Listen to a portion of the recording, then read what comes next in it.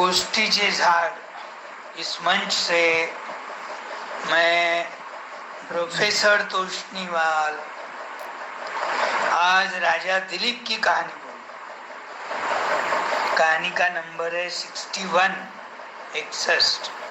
और कहानी का नाम है राजा दिलीप। बहुत पुरानी बात है। दिलीप नाम का राजा अयोध्या पे राज्य करता था। उसकी पत्नी का नाम था सुदक्षिणा। दोनों भी दयालु थे, गरीबों को मदद करना, हर काम में आगे आगे रहते, लेकिन मन से थोड़ा दुखी थे क्योंकि उनको कोई संतान नहीं थी। तो एक दिन वो राजा ऋषि वशिष्ठ के पास जाते। वशिष्ठ को वो दोनों नमस्कार कर कर अपना दुख बताते। भाई हमको संतान नहीं है, कोई उपाय बताओ। तो वशिष्ठ ऋषि आंख ढककर उनके पिछले जन्म में, उसके पिछले जन्म में जाते, कहाँ गलती हो गई राजा की, राजा को क्यों संतान की प्राप्ति नहीं होती। तो उनके ध्यान में आ गया। उन्होंने बता दिया उनको कि एक बार आप स्वर्ग में इंद्र देवता को मिलने के लिए गए थे और जब लौटते समय रास्ते में एक जगह कामधेनु गाय घास खा रही थी। आपका ध्यान नहीं गया उसके पास, आपने उसको नमस्कार भी नहीं करा, उसके पाँव भी नहीं पड़े, उसकी पीठ को नहीं थपथपाया। आप भी गड़बड़ में थे। तो कामधेनु को थोड़ा गुस्सा आ गया और गुस्से में उसने आपको श्राप दिया। क्या श्राप दिया? जब तक आप मेरी बेटी की सेवा नहीं करेंगे तब तक आपको पुत्र की प्राप्ति नहीं होगी।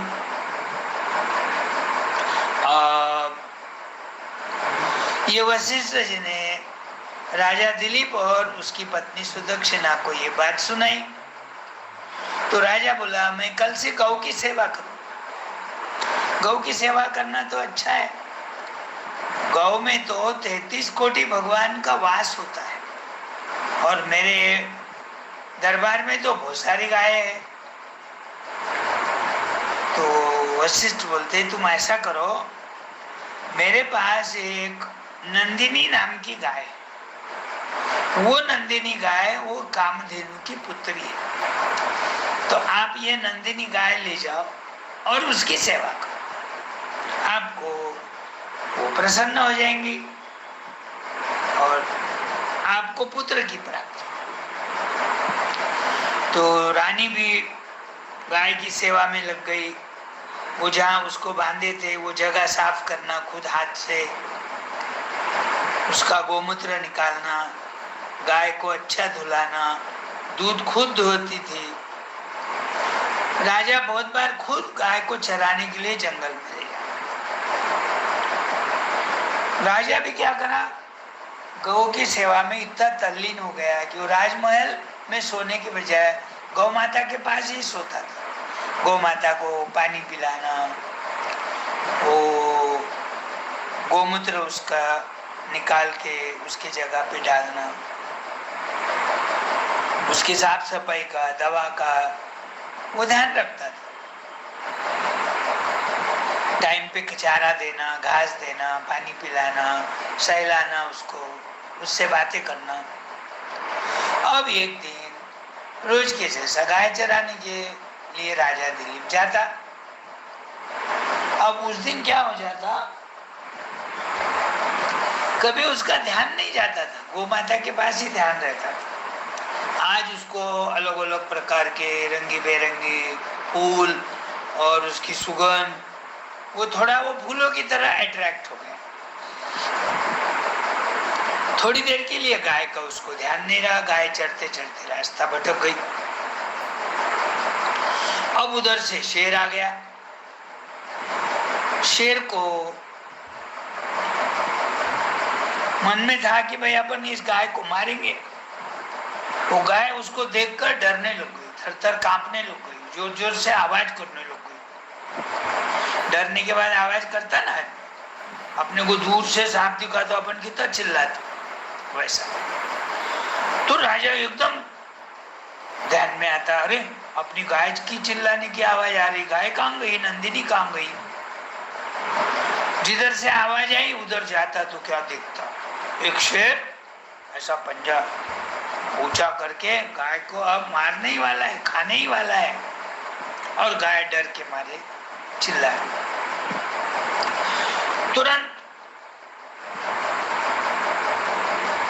बाण निकालने के लिए पीठ पे हाथ ले जाता, हाथ उसका चिपक जाता, अरे ये क्या हो गया, अब वो शेर को कैसा मारूंगा, शेर तो नंदिनी को मार देगा।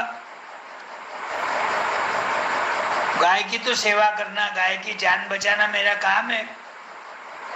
तो शेर को बहुत रिक्वेस्ट करता, तो इस नंदिनी को मारूंगा, मैं इसकी सेवा करता हूँ, ये कामधेनु की पुत्री है, मैंने वशिष्ठ ऋषि से लाया है, उनको प्रॉमिस किया है रात दिन मैं गाय की सेवा करूंगा तो मुझे पुत्र की प्राप्ति होगी।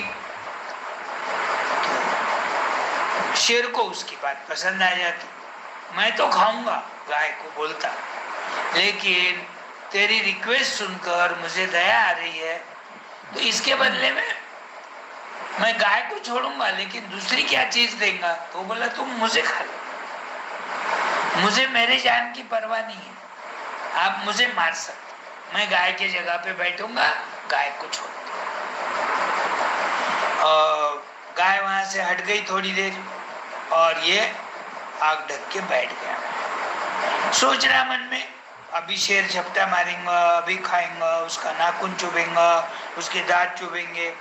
मन में अपने वशिष्ठ ऋषि की और वो कामधेनु गाय की, नंदिनी गाय की, सबकी याद करते करते आग ढक के हाथ जोड़ के बैठ गया।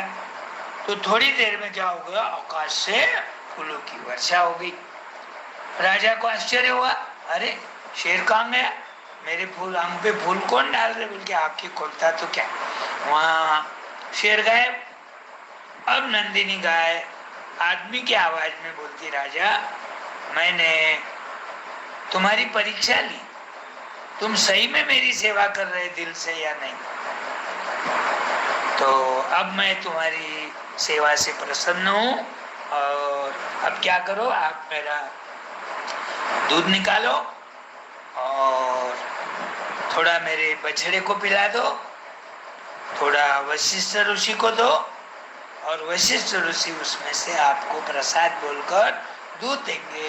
दोनों राजा और आपकी पत्नी सुदक्षिणा देवी दोनों मिलके दूध पियो, 1 साल में मेरा प्रसाद पाने के बाद आपको पुत्र की प्राप्ति होगी। और सही में 1 साल के बाद फिर पुत्र की प्राप्ति हुई। हमेशा के लिए गौ सेवा करते थे वो राजा, और गौ सेवा का फल देखो कितना मिल गया।